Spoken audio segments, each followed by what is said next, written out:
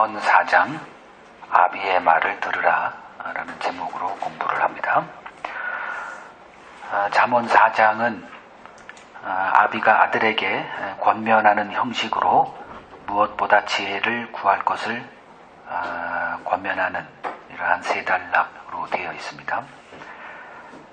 첫째 1절에서 5절은 아비의 훈계를 버리지 말라는 권면, 그리고 6절에서 9절까지는 지혜를 얻게 되었을 때 주어지는 복은 무엇인가, 그리고 세 번째 10절에서 마지막 27절까지 악인의 길을 따르지 말라는 아비의 권면, 이렇게 세 파트로 나누어서 볼 수가 있습니다. 자, 1절에서 5절 같이 읽고 그 내용을 보겠습니다. 아들들아, 아비의 훈계를 들으며 명철을 얻기에 주의하라. 내가 선한 도리를 너희에게 전하노니 내 법을 떠나지 말라. 나도 내 아버지에게 아들이었으며 내 어머니 보기에 유약한 외아들이었노라. 아버지가 내게 가르쳐 이르기를 내 말을 내 마음에 두라. 내 명령을 지키라. 그리하면 살리라. 지혜를 얻으며 명철을 얻으라. 내 입의 말을 잊지 말며 어기지 말라. 그 아들이 그 무엇보다 가장 귀 기울여 들어야 할 것은 아비의 훈계입니다.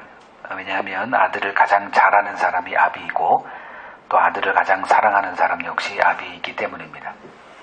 아들에게 가장 필요한 것은 아비가 인생을 통해 얻은 지혜입니다. 아비의 훈계, 즉 아비의 쓴소리를 듣는 아들은 지혜를 얻게 될 것이고 그로 인해 그 누구보다 탁월한 삶을 경험하게 될 것입니다. 열왕기상 12장 6절에서 16절을 읽으시고 솔로몬의 아들 르호보암을 통해서 우리에게 주는 교훈은 무엇인지 한번 토의해 보세요. 열왕기상 12장 6절에서 16절 읽어보겠습니다. 르호보암 왕이 그의 아버지 솔로몬의 생전에 그 앞에 모셨던 노인들과 의논하여 이르되 너희는 어떻게 충고하여 이 백성에게 대답하게 하겠느냐. 대답하여 이르되 왕이 만일 오늘 이 백성을 섬기는 자가 되어 그들을 섬기고 좋은 말로 대답하여 이르시면 그들이 영원히 왕의 종이 되리이다 하나 왕이 노인들이 자문하는 것을 버리고 자기 앞에 모셔있는 자기와 함께 자라난 어린 사람들과 의논하여 이르되 너희는 어떻게 자문하여 이 백성에게 대답하게 하겠느냐. 백성이 내게 말하기를 왕의 아버지가 우리에게 매운 멍에를 가볍게 하라 하였느니라. 함께 자라난 소년들이 왕께 아뢰어 이르되 이 백성들이 왕께 아뢰기를 왕의 부친이 우리의 멍에를 무겁게 하였으나 왕은 우리를 위하여 가볍게 하라 하였은즉 왕은 대답하기를 내 새끼손가락이 내 아버지의 허리보다 굵으니 내 아버지께서 너희에게 무거운 멍에를 매게 하였으나 이제 나는 너희의 멍에를 더욱 무겁게 할지라. 내 아버지는 채찍으로 너희를 징계하였으나 나는 전갈 채찍으로 너희를 징계하리라 하소서. 이걸 읽어보시고 르호보암이 취한 행동, 그래서 그 결과를 통해서 우리에게 주는 교훈은 무엇인가 한번 얘기를 나눠보시기 바랍니다. 그 내용을 요약하면 그 솔로몬이 이제 죽은 후에 그의 아들 르호보암을 이제 왕으로 삼습니다. 그리고 이제 앞으로 어떻게 이스라엘을 통치할 것인가, 좀 조짐이 별로 안 좋아요. 그러니까 솔로몬 시대가 어땠는지를 대충 짐작해 볼 수 있죠. 이스라엘이 총 12지파로 구성된 통일 왕국이었지만 여전히 지파색이 강했어요. 그래서 그 예루살렘의 그 유다 다윗의 지파인 그 유다 지파와 그 동생 베냐민 두 지파는 이렇게 좀 같이 친했는데 그 나머지 10지파 그 북쪽에 있는 사마리아 이후에 그쪽 지파 사람들은 다윗하고 잘 섞이질 못했어요. 그 사울 왕 시대부터 다윗과 좀 굉장히 안 좋은 그런 것들이 씨앗이 맺혀져 있었고 결국은 솔로몬이 죽은 후에 이 르호보암이라는 젊은 친구가 이제 왕이 된 이후에 이제 그들이 더 이상 솔로몬 시대와 같은 그러한 시대는 우리가 원하지 않는다. 요구를 이제 한 거예요. 그러자 이 르호보암 왕이 이제 자문을 받습니다. 두 측으로부터 자문을 받는데, 하나는 솔로몬 시대의 솔로몬의 그 자문관들, 그러니까 좀 나이가 많은 층의 사람들의 자문을 먼저 듣고, 그 다음에 자기와 함께 자라난 어린 사람들이라 그랬죠. 그러니까 자기 동배 사람들의 조언을 두 개를 듣고 하나를 선택해서 그거를 얘기했다가 나라가 두 쪽이 난 그 내용이에요. 그러면 이 르호보암을 통해서 성경이 우리에게 말하고 있는 게 무엇이냐가 이제 질문이에요. 그러면 이제 무언 것 같습니까? 노인들의 말을 듣고 젊은이들의 말을 듣지 말라, 그건가요? 그거는 아니죠. 르호보암을 통해서 인간이란 어떤 사람인가를 우리에게 말해주고 있어요. 그러니까 성경을 통해서 지금까지 쭉 잠언 얼마 안 했어요. 3번밖에 안 했어요. 오늘이 4번째인데 계속 우리가 지금 봐야 되는 게 뭐냐면, 성경에서 실용적인 지혜를 구했을 때는 그게 주어져요. 이걸 통해서 굉장히 실용적으로 나라를 통치하는 문제라든가, 어떤 조직의 장으로서 조직을 어떻게 운영을 해야 사람들을 하나로 이렇게 모아서 깨지지 않고, 이게 관점이죠. 사람들의 최고의 관심사. 경영하는 사람들에게 있어서는 어떻게 경영을 할 것인가. 조직이 깨어지는 일은 안 됩니다. 이거 여기서 얼마든지 얻을 수 있어요. 근데 그거는 육에 속한 거고, 성경이 얘기하는 것은 인간은 어떤 존재들이냐, 그걸 얘기하고 있거든요. 그래서 지금 우리가 잠언 4장 1절에서 5절을 쭉 봤을 때 아비의 훈계를 받아라, 지금 그 내용과 지금 이거를 이제 같이 하는 거예요. 지금 르호보암을 통해서 드러난 인간의 모습은 어떤 모습입니까? 지금 노인들의 말은 버렸죠. 자기와 함께 자라난 어린 사람들의 의견을 취한 거예요. 여기 12장 8절에 보면 아예 딱 듣는 순간에 이미 용도 폐기 얘기된 거죠. 그리고 자기와 함께 자라난 어린 사람들의 자문은 딱 취한 거다. 이제 이거죠. 성경이 말하는 게. 그러니까 두 개를 다 듣고 저울질한 게 아니라 먼저 노인들의 말을 딱 듣는 순간에 이걸 딱 버려버린 거예요. 그리고 이제 자기의 동배에 자기하고 통하는 사람들, 그 사람들의 말을 듣고 이렇게 그것대로 했다가 나라가 이제 두 쪽이 난 거죠. 그러면 르호보암의 문제는 뭐다? 인간은 남의 말을 잘 듣습니다. 어떨 때는. 어느 때? 자기가 결정할 수가 없을 때. 그럴 때는 경험이 없어요. 아직 르호보암은 왕이 돼본 적이 없고 초짜거든요. 그 나라를 어떻게 경영하는 거는 이건 굉장히 큰 문제입니다. 조그만 몇 사람 하는 것도 아주 힘들고 그냥 골치 아프고 그러는데, 한 나라를 운영하는 거는 이건 전혀 다른 거거든요. 그래서 자문이 필요해요. 그때는 열심히 듣습니다. 이 사람 저 사람. 문제는 인간은 누구의 말을 듣느냐. 누구의 말을 들었죠? 왜 노인들의 말은 거부했죠? 노인들의 말을 들으면 내게 득이 되어 실이 많아요. 섬기래요. 그러니까 지금 백성들이 요구한 게 뭐예요? 섬기라는 게 아니라 세금을 내려달라는 거예요.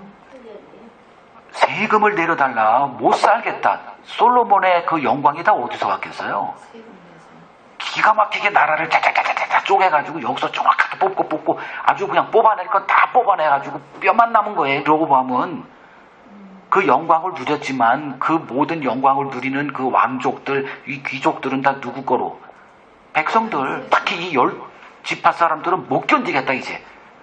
솔로몬의 그 위엄과 지혜를 우리가 당할 수 없으니까 그때는 가만히 있었지만 유죄 됐어. 너 뭐 이렇게 된 거예요. 그래서 르호보암에게 이제 너의 정책은 어떤 거야? 라고 이제 기회를 줄 테니까 그때 우리한테 얘기해 줘. 그리고 우리가 그걸 듣고 결정하겠다. 그때 이 르호보암이 어떤 얘기를 들었느냐? 당연히 내게 득이 되는 얘기를 해준 사람들의 얘기를 들었더라 이거죠. 자, 이러한 르호보암을 볼 때 지금 여기 잠언 4장 1절에서 5절 아비의 훈계를 들어라. 이 아비의 훈계는 도대체 무슨 말이 담겨 있을까요? 아들의 행복을 보장해 주는 말이 있을까요? 아들의 행복을 가로막는 말이 있을까요?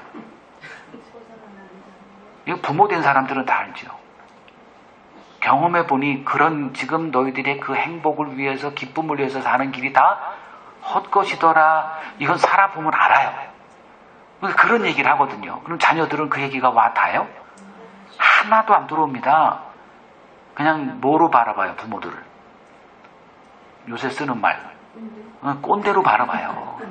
그냥 뭐 조언이고, 말은, 우리 아버지, 어머니 말 들어야죠. 하지만 하나도 와닿지 않습니다. 인간이 어떤 사람들이냐? 듣기는 듣되 내게 듣기 좋은 말만 듣더라.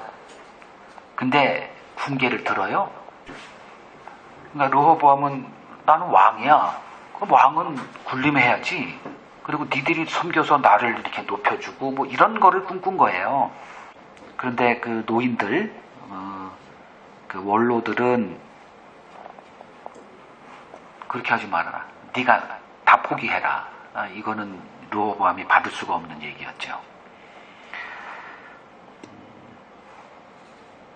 그 인간은 르호보암과 같이 자신을 인정하고 높여주고 자기의 행복을 보장해주는 그러한 조언, 그런 말들에게는 마음을 열더라 이거죠. 여기서 조금만 더 나가 봅니다. 이스라엘 백성들이 그 이방인들과 달랐던 딱 하나가 뭐였죠? 이스라엘 백성과 이방인의 딱 차이 구별되게 하는 딱 하나의 하나님이 그들에게 준 거. 율법이죠. 그 율법 때문에 이스라엘 백성들은 어떠한 자상을 갖고 살았을까? 그게 로마서 2장 17절입니다. 이게 오늘날 기독교인들하고 정확하게 일치합니다. 로마서 2장 17절에서 20절 유대인이라 불리는 네가 율법을 의지하며 하나님을 자랑하며 율법의 교훈을 받아 하나님의 뜻을 알고 지극히 선한 것을 분간하며 맹인의 길을 인도하는 자요 어둠에 있는 자의 빛이요 율법에 있는 지식과 진리의 모본을 가진 자로서 어리석은 자의 교사요 어린아이의 선생이라 스스로 믿으니. 이게 유대인들, 즉 구약의 이스라엘 사람들, 신약의 예수님 당시의 유대인들의 자기 자화상이었어요. 자기들을 그렇게 생각했죠. 뭐 때문에? 율법이 있으니까.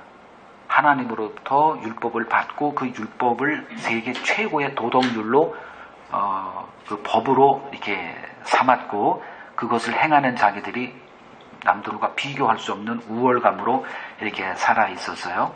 근데 예수님이 그 유대 땅에 와서 그 유대인들에게 선포한 말이 뭐였죠? 회개하라는 거였죠. 그들의 모든 자부심을 다 부정하는 그 말로 치고 들어와서 산 결과 예수님이 그들에게 용납되지가 않았던 거예요. 오늘날 그 예수를 이 세상에 전해야 되는 예수의 증인된 교회는 어떤 존재로, 어떤 운명으로 우리가 살아가야 될까? 그래서 성경이 뭐라고 얘기하냐? 너희가 나로 말미암아 모든 민족에게 미움을 받게 될 거야. 그러나 끝까지 인내하는 자는 구원을 얻으리라. 이렇게 얘기합니다. 이게 그러니까 인간에게 복음을 전한다는 얘기는, 그러니까 예수 믿으라는 얘기는 무슨 얘기인 것 같아요? 예수 믿고 그 예수 믿으면 천국 보내니까 천국 가, 이 소린가요? 전혀 아니죠. 예수 믿으라는 얘기는 뭐예요? 너의 모든 선한 행위로 생각했던 모든 것들이 다 악이야. 이게 회개하라는 얘기예요. 예수 믿으라는 얘기고. 이거를 세상 사람들이 용납할 수 있겠습니까? 그러니까 오늘날 교회는 그런 얘기를 안 하죠. 그래서 주일날 딴 데 세상 사람처럼 놀러 가지 않고 이 예배당에 와서 마음을 다해서 예배드리는 여러분들의 이 예배를 하나님이 기뻐 받으시고 복 주실 겁니다. 이 얘기가 뭐 기분 좋죠. 근데 이거 새빨간 거짓말 아닙니까?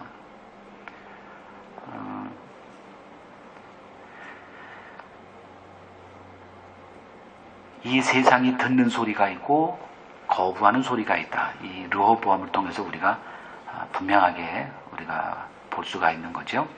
두 번째 질문 갑니다. 솔로몬은 지난날 아비 다윗으로부터 내 말을 내 마음에 두라, 내 명령을 지키라, 그리하면 살리라 라는 훈계를 받았던 일을 이제 언급을 합니다. 4절에서 5절. 이제 아비된 입장에서 아비의 말을 듣는 것이 얼마나 중요한 것인지를 자녀들에게 말해주는 입장에 있어요. 자, 아비의 말을 듣는 것이 왜 그토록 중요하다 말하고 있는지 말해보세요. 가 질문이에요. 4절, 5절 제가 읽어드릴게요. 아버지가 네게 가르쳐 이르기를 내 말을 네 마음에 두라. 내 명령을 지키라. 그리하면 살리라. 지혜를 얻으며 명철을 얻으라. 내 입의 말을 잊지 말며 어기지 말라. 이게 솔로몬으로 칭하는 사람, 아비가 아들에게 하는 권면입니다. 그렇다면 아비의 말을 듣는 것이 왜 그토록 중요한 걸이기에 아비의 말을 들어라, 아비의 말을 들어라 이렇게 말하고 있는 걸까요? 더 쉽게 표현하면 아비란 누구를 말하는 걸까가 질문이에요.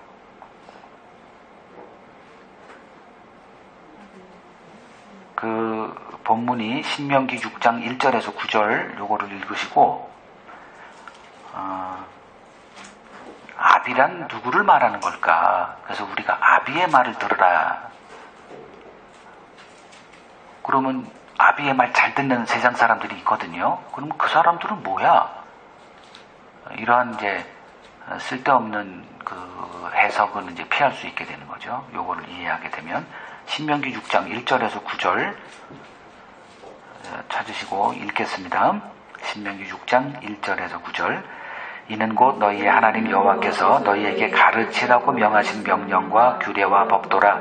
너희가 건너가서 차지할 땅에서 행할 것이니 곧 너와 네 아들과 네 손자들이 평생에 내 하나님 여호와를 경외하며 내가 너희에게 명한 그 모든 규례와 명령을 지키게 하기 위한 것이며 또 내 나를 장구하게 하기 위한 것이라. 이스라엘아 듣고 삼가 그것을 행하라. 그리하면 내가 복받고 내 조상들의 하나님 여호와께서 내게 허락하신 같이 젖과 꿀이 흐르는 땅에서 내가 크게 번성하리라. 이스라엘아 들으라. 우리 하나님 여호와는 오직 유일한 여호와이시니 너는 마음을 다하고 뜻을 다하고 힘을 다하여 네 하나님 여호와를 사랑하라.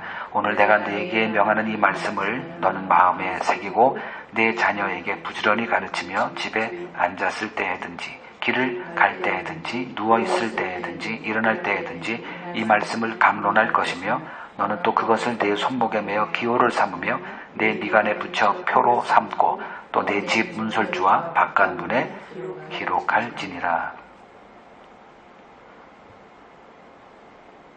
자, 여기서도 이스라엘 백성들에게 어떤 권면을 주냐 하면은 너의 마음속에 먼저 하나님의 말씀을 채운 다음에 그리고 그들이 자기 자녀들을 뭐하라? 그 말씀을 가르치라 이렇게 얘기를 하죠. 앉았을 때든지 밥 먹을 때든지 일어날 때든지 걸어갈 때든지 네 마음속에 있는 그 말씀을 아들 자녀에게 강론하라 이런 말이에요. 그러면 지금 솔로몬이 아비가 하는 말을 들으라. 아비란 누구를 말하죠? 그냥 자식을 둔 아비를 말하는 게 아니라 하나님의 말씀을 아는 사람, 하나님의 말씀을 맡은 사람을 말합니다.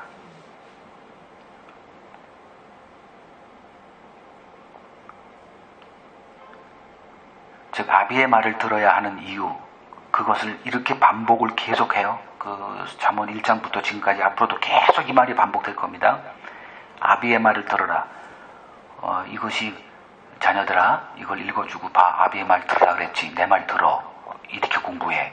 이러면 스카이 학교 들어갈 수 있어. 이런 얘기가 아니죠. 다른 얘기예요 전혀. 그러면 아비의 말을 들으라라고 하는 이게 얼마나 중요한 것인가 반복하고 또 반복하고 이렇게 절실하게 얘기하는 이유는 아비는 누구이기 때문에 하나님의 말씀에서 생명의 길을 보고 있는 자이기 때문에 그래요.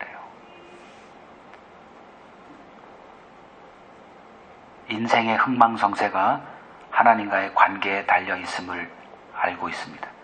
그래서 하나님을 사랑하는 자, 그래서 하나님의 말씀을 지켜 행하라. 하나님의 말씀을 들어라. 그래서 그 하나님의 말씀을 듣고 행하다가 어떻게 해야 돼요? 망해야 됩니다. 내가 하나님의 말씀을 지켜 행할 수 없는 자라는 그 지경까지 가야 돼요. 그 망가진 그 자리, 이걸 낮아진 자리라고 그러죠. 그 낮아진 자리에서 하나님의 긍휼을 맛볼 수 있기 때문입니다.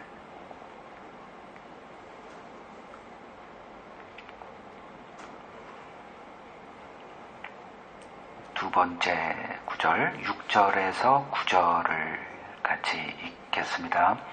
지혜를 버리지 말라. 그가 너를 보호하리라. 그를 사랑하라. 그가 너를 지키리라. 지혜가 제일이니 지혜를 얻으라. 내가 얻은 모든 것을 가지고 명철을 얻을지니라. 그를 높이라. 그리하면 그가 너를 높이 들리라. 만일 그를 품으면 그가 너를 영화롭게 하리라. 그가 아름다운 관을 네 머리에 두겠고 영화로운 면류관을 내게 주리라 하셨느니라. 지혜를 얻은 자에게 주어지는 복이 무엇인지를 이렇게 설명해 놓고 있습니다. 성경이 말하는 지혜란 무엇을 말하는 것인지 말해보세요. 지혜를 버리지 말라. 여기서 지금 계속 지혜, 명철, 아비의 훈계에 담겨있는 그 지혜를 말합니다. 근데 아까 말했듯이 그 아비가 자녀들에게 얘기해야 될 그 지혜, 권면, 말씀, 훈계, 쓴소리 다 뭐냐? 그거를 지금 얘기하는 거죠. 구약이 말하는 지혜, 신약이 말하는 지혜 다르지 않습니다. 똑같습니다. 구약은 좀 가려져 있고 손가락처럼 가리키는 역할을 한다 보면 신약은 그 구약이 가리키는 그 손가락에 실체로 오신 그분을 얘기하지요. 그러면 성경이 말하고 있는 지혜란 무엇인가? 요한복음 5장 39절에서 40절, 여기 있는 그 본문 다 보겠습니다. 세 구절. 요한복음 5장 39절에서 40절.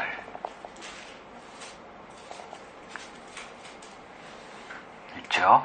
너희가 성경에서 영생을 얻는 줄 생각하고 성경을 연구하거니와 이 성경이고 내게 대하여 증언하는 것이니라. 그러나 너희가 영생을 얻기 위하여 내게 오기를 원하지 아니하는도다. 그들이 성경에서 그러니까 성경을 치열하게 연구를 했어요. 그 이유는 성경에서 영생의 길이 있는 줄로 알았기 때문이에요. 여기까지는 별 문제가 없어요. 근데 문제는 그 결과물이 이제 입증이 돼야 드러나서 이제 그들이 성경을 제대로 봤구나가 입증이 되는 시간이 예수님이 오신 때지요. 근데 그들이 영생을 얻기 위해서 예수에게 오는 것은 거부했다 이거잖아요.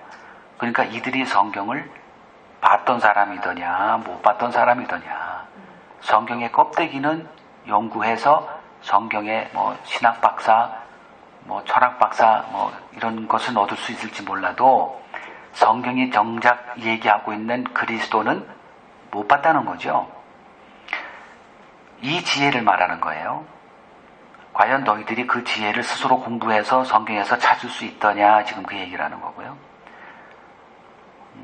골로새서 2장 2절에서 3절을 봅니다.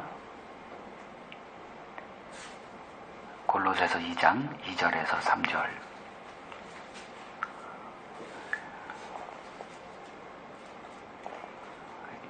읽겠습니다.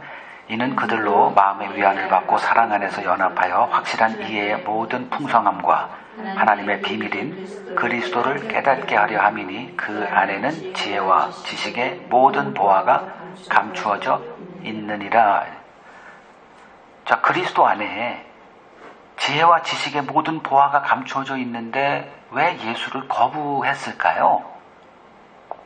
그러면 성경이 말하는 지혜와 지식이란 무엇에 관련된 지혜와 지식이라는 거죠? 이 땅의 실용적인 그 삶의 실용적인 유익한 그런 지혜, 지식이 아니라 하나님과의 관계를 회복시키는데 필요한 지혜와 지식, 그게 바로 이제 생명에 관한 거다 이렇게 얘기를 하죠. 사람들은 생명에 관심 없어요. 뭐 내가 생명이 있는데 무슨 생명에 관심이 있어요. 사람들에게 관심이 있는 것은 다 육에 속한 것들입니다. 그래서 내 삶에 남들에게 이렇게 남들과 비교해 봤을 때 초라했을 때 구원이고 뭐고 아무 생각도 안 들어요. 내 삶이 좀 잘 되고 남들에 딱 비교해 봤을 때 내가 좀 이렇게 우뚝 설 수 있는 뭐 이렇게 삶을 좀 허락하셨다 하면 그 뭐 하나님의 구원 안에 있으면 뭐 이렇게 얘기를 해요. 근데 그게 성경에서 얘기하는 구원이더냐? 아무 상관도 없다라는 거죠. 유대인들도 그러한 생명에 아무 관심도 없었고 성경을 그토록 연구했으면서도 성경에서 지혜와 지식을 얻지 못했다는 거죠. 디모데후서 3장 15절이요.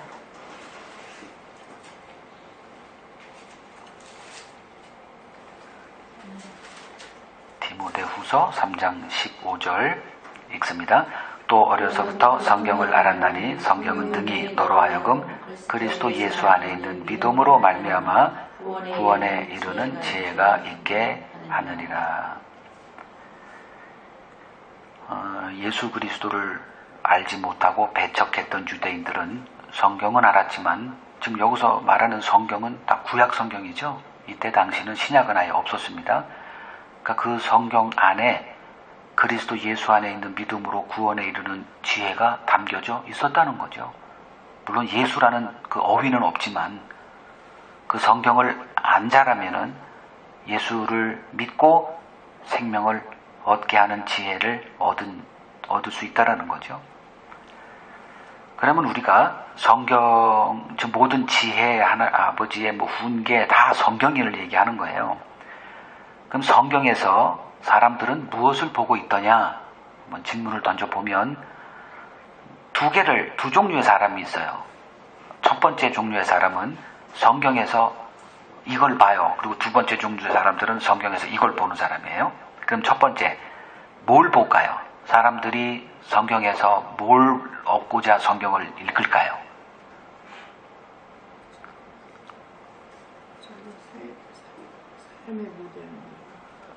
뭐 여러 가지가 있지만 한마디로 얘기하면 복 받으려고 읽어요.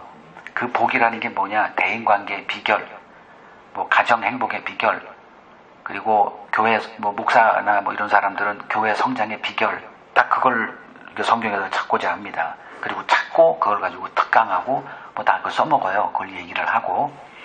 근데 이런 모든 것들은 이 세상이 진멸되고 끝날 때 함께 소멸되어질 지혜라는 거죠. 또 한 부류가 있어요. 성경을 보면서 성경에서 또 뭘 봐요.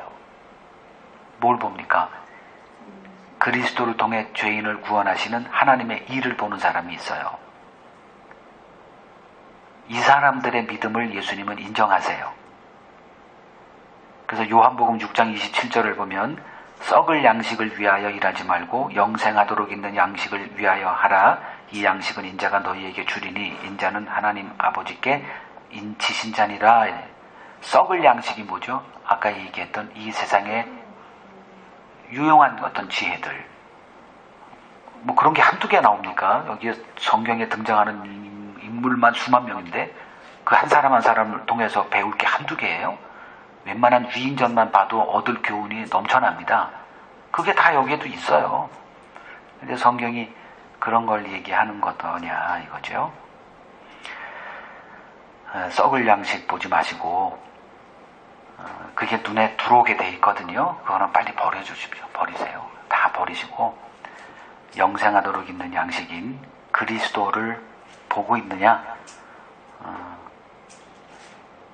이게 중요한 거죠. 그러면 이 지혜를 얻는 길은 무엇일까요? 성경이 말하는 그 지혜를 얻는 길이 무엇이더냐? 마태복음 13장 11절에서 17절입니다. 마태복음 13장 11절에서 17절 읽습니다. 대답하여 이르시되 천국의 비밀을 아는 것이 너희에게는 허락되었으나 그들에게는 아니 되었나니 무릇 있는 자는 받아 넉넉하게 되되 없는 자는 그 있는 것도 빼앗기리라. 그러므로 내가 그들에게 비유로 말하는 것은 그들이 보아도 보지 못하며 들어도 듣지 못하며 깨닫지 못함이니라. 이사야의 예언이 그들에게 이루어졌으니 일렀으되 너희가 듣기는 들어도 깨닫지 못할 것이요 보기는 보아도 알지 못하리라.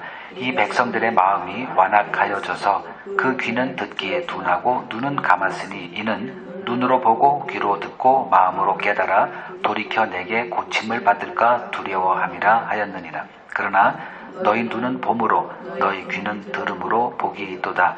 내가 진실로 너희에게 이르노니 많은 선지자와 의인이 너희가 보는 것을 보고자 하여도 보지 못하였고 너희가 듣는 것을 듣고자 하여도 듣지 못하였느니라. 자, 이 구절이 말하는 그 천국의 비밀인 그리스도, 여기서 얘기하는 이제 지혜와 지식, 명철 다 그리스도를 얘기하죠. 그 천국의 비밀인 그리스도를 아는 것이 11절에 너희에게는 허락됐다. 그들에게는 허락되지 않았다. 그래서 내가 비유로 얘기하는 거야. 비유로 얘기하는 것은 이 세상의 상식으로는 이 세상 언어로 좀 더 알기 쉽게 하기 위해서 비유를 사용해요. 근데 예수님의 비유 사용 이유는 들어도 못 알아듣게, 닫게 하기 위해서 비유로 사용한다는 거예요. 성경을 닫아놨다는 거예요.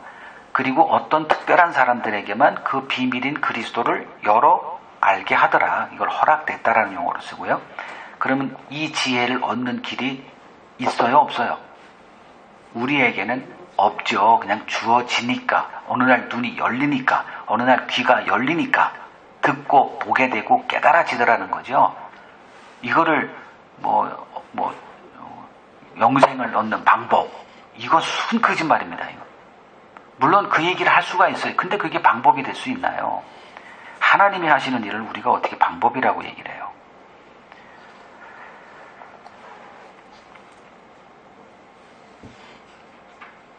그러니까 지금 성경이 얘기하고 있는 이런 지혜와 지식은 우리가 성경을 아무리 열심히 공부한다고 해서 얻어지는 것이 아니라는 거죠. 그랬다면 성경을 그토록 연구했던 유대인들이 예수를 거부하는 일은 어떻게 설명할 수 있겠냐는 거죠. 오늘날 지금 한국교회를 이렇게 이끌고 있는 목사님들, 그 설교에 과연 복음이 있더냐 한번 질문해 보시고, 그러면 그 사람들 천하교 공부를 해요. 거의 10몇 년을 공부합니다. 요새는 또 박사학위 없으면 또 웬만큼 목회하지도 못해요. 그러니까 그렇게 많은 신앙 연구하고 성경 연구하고 공부를 해서 그들이 선포하는 예수가 과연 성경이 사도들이 전파하는 예수더냐. 공부와 아무 상관도 없다는 거예요. 학교하고 아무 상관도 없고. 이제 마지막 단락 봅니다. 14절, 19절, 그 다음에 23절에서 27절 읽겠습니다. 사악한 자의 길에 들어가지 말며 악인의 길로 다니지 말지어다. 그의 길을 피하고 지나가지 말며 돌이켜 떠나갈지어다. 그들은 악을 행하지 못하면 자지 못하며 사람을 넘어뜨리지 못하면 잠이 오지 아니하며 불의의 떡을 먹으며 강포의 술을 마심이니라. 의인의 길은 돋는 햇살 같아서 크게 빛나 한낮의 광명에 이르거니와 악인의 길은 어둠 같아서 그가 걸려 넘어져도 그것이 무엇인지 깨닫지 못하느니라. 모든 지킬 만한 것 중에 더욱 네 마음을 지키라. 생명의 근원이 이에서 남이니라. 구부러진 말을 내 입에서 버리며 삐뚤어진 말을 내 입술에서 멀리하라. 내 눈은 바로 보며 내 눈꺼풀은 내 앞을 곧게 살펴 네 발이 행한 길을 평탄하게 하며 내 모든 길을 든든히 하라. 좌로나 우로나 치우치지 말고 내 발을 악에서 떠나게 하라.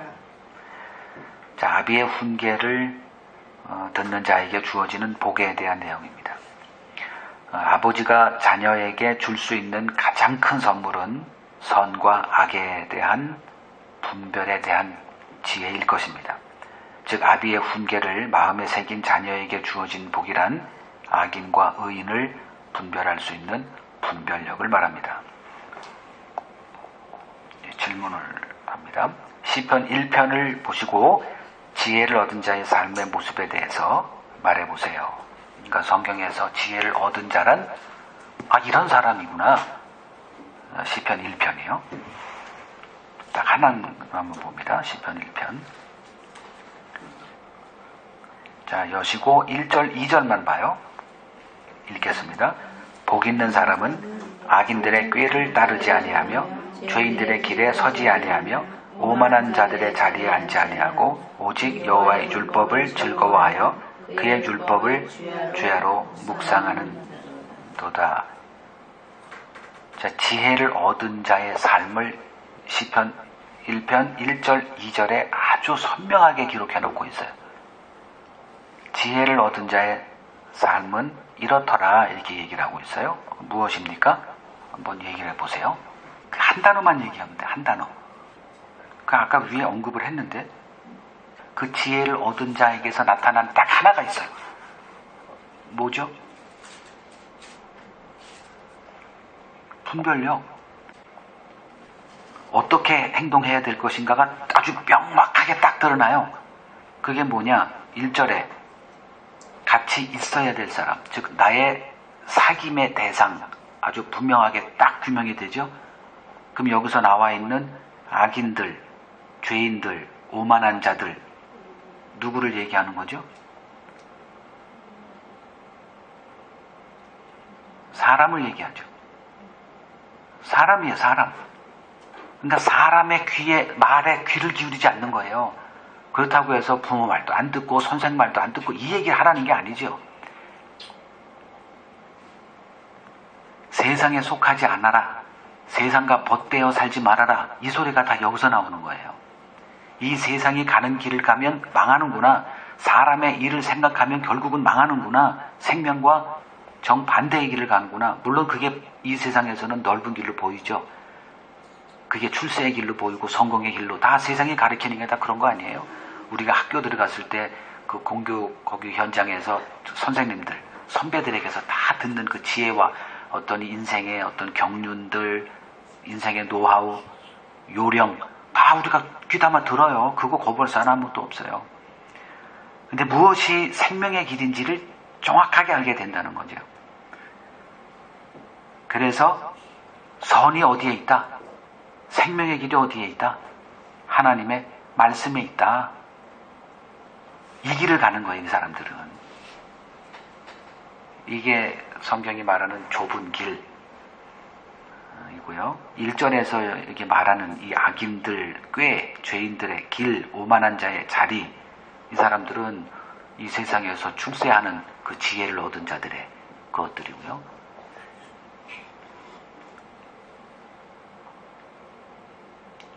내 생각이 어디에 끌리더냐 한번 이렇게 확인해 보세요. 이제 마지막 질문 봅니다.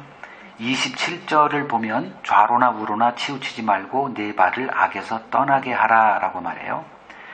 자, 하나님의 백성이란 성경을 통해 주의 음성을 듣는 자를 말합니다. 그럼 성경을 배운 자라면 이 세상에서 어떤 삶을 사는 자인지 한번 말해보세요. 한 구절 있죠.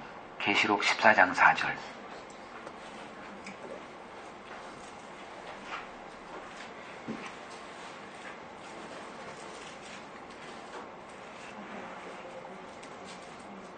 계시록 14장 4절 읽습니다. 이 사람들은 여자와 더불어 더럽히지 아니하고 순결한 자라 어린 양이 어디로 인도하든지 따라가는 자며 사람 가운데서 속량함을 받아 처음 익은 열매로 하나님과 어린 양에게 속한 자들이다. 이거 14만 4천을 얘기하는 거죠. 14만 4천이란 뭐 신구약 상관없이 하나님의 택함 받은 모든 사람의 총수를 그냥 14만 4천으로 얘기를 해요. 그럼 이 사람들은 어떤 사람들이냐? 여자와 더불어 더럽히지 아니하고 순결한 자래요. 둘째는 어린 양이 어디로 인도하든지 따라가는 자래요. 자, 성경에서 주님의 음성을 들어요. 그래서 지혜가 주어집니다. 계속 지혜가 쌓여져요. 영분별하는 게 아주 선명해집니다. 그들에게서 나타나는 삶의 모습은 이거라는 거예요. 그럼 그리스도인들의 삶은 어떤 삶이어야 되느냐? 첫 번째, 여자와 더불어 더럽히지 않아요. 여자란 누구죠? 이 세상이 갖고 있는 생각, 이 세상의 생각이에요. 이 세상 사람들이 생각하고 있는 그거. 베드로 같은 경우는 오늘 아침에 봤듯이 예수님의 십자가를 거부하는, 그걸 예수님이 사탄아에게서 물어가라. 네가 하나님의 일을 생각하지 않고 도리어 사람의 일을 생각한다. 이 세상 사고 방식이에요. 세상이 생각하는 길이 있어요. 거기 사상에 내 마음이 오염되지 않게 하는 거예요. 이게 성경에서 우리가 배워야 되는 겁니다. 왜 우리가 그렇게 해야 되는지 성경에서 말해주고 있는 거예요. 또 하나가 어린 양이 그냥 어린 양을 따라간다가 아니죠. 어린 양이 어디로 인도하든, 이 말이 무슨 말이죠? 내가 기대하는 삶이 아닐지라도 그거죠. 어디로 인도하든지 그 길이 내게 유리하든지 불리하든지 그 유불리를 따지지 않고 주님의 인도하심이 선이다, 이게 옳은 길이다, 그것 때문에 이거 지금 가면 망하는데 상관하지 않고 그 길을 가는 것, 이것을 어린 양이 어디로 인도하든지 따라가는 자다, 이렇게 얘기를 해요.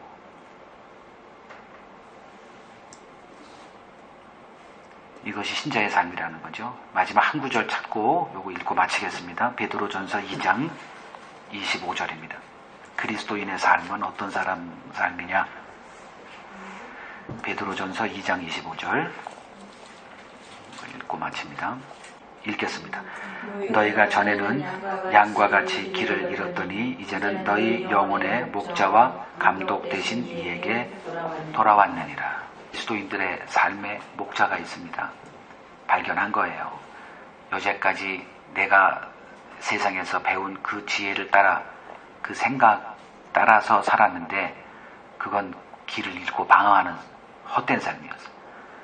근데 이제는 우리 영혼의 목자와 감독 찾았어요. 그분의 인도에 내 모든 것을 맡기고 살아가는 삶. 그래서 우리에게 믿음을 주신 겁니다. 자, 이 믿음에서 언제나 승리하시길 주의 이름으로 축원드립니다. 네, 오늘 여기까지 하겠습니다.